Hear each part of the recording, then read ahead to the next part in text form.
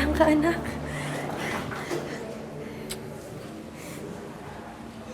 Inay, ano po nararamdaman niyo ngayon? May masakit po ba? Hindi, anak. Okay lang ako. Okay lang ang nanay. Pero may sugat po kayo. Ibig po sabihin ay nasaktan po kayo. Hindi, anak. Huwag mo akong intindihin. Okay lang ang nanay. Pansamantala lang tong pagiging lumpo ko. Po, hindi po kayo makakalakad. Ayoko po ng ninay. Okay lang ako, anak. Gagaling din agad si nanay, ha? Ano pong gagawin natin para mabilis pong gumaling? Sabihin niyo po sa akin, ako po ang gagawa. Anak, magdasal na lang tayo ng magdasal.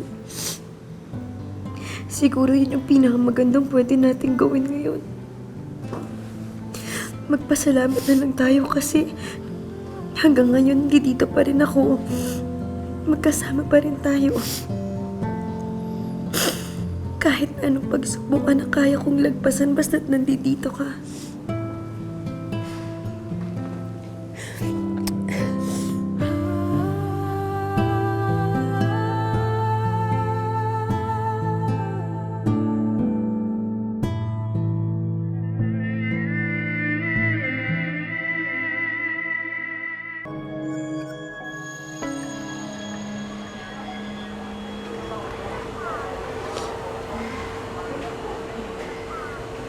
Salamat, Marieta. Wala yun. Pahinga ka muna ngayon, ha? Salamat, Tati. Luna, lapitan mo na si inay. Pero natatakot ako, Ate Blanca. Huwag kang matakot. Halika na. Ate Blanca, natatakot talaga ako eh. Tara. Pagalitan ako ni Nay. Hindi yan.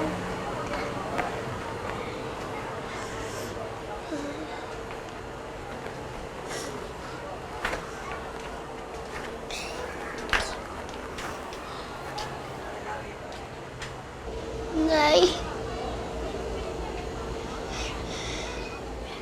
Nay, Nay, huwag niyo na pong pilitin ang sarili niyong tumayo.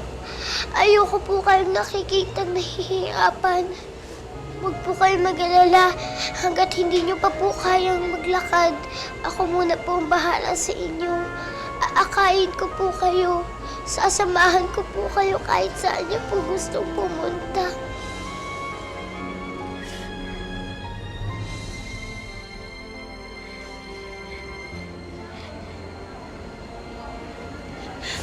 Luna, anak. Patawarin mo ko. Kahit na ano man naging turing ko sa'yo, kahit na naging malupit ako sa'yo, hindi nagbago yung pagmamahal mo sa akin.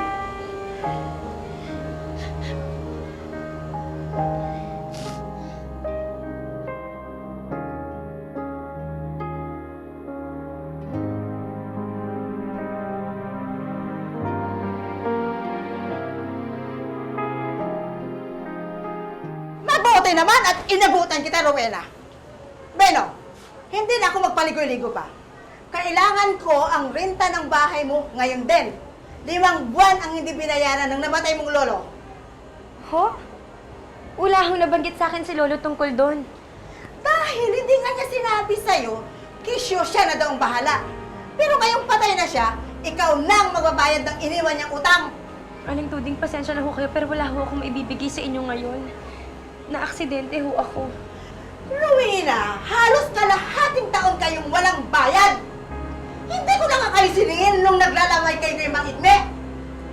Aba, sobra na. Hindi ko naman kayo pwedeng patarihan dito ng libre. Aba, hindi ito ang punan, paupahan ito.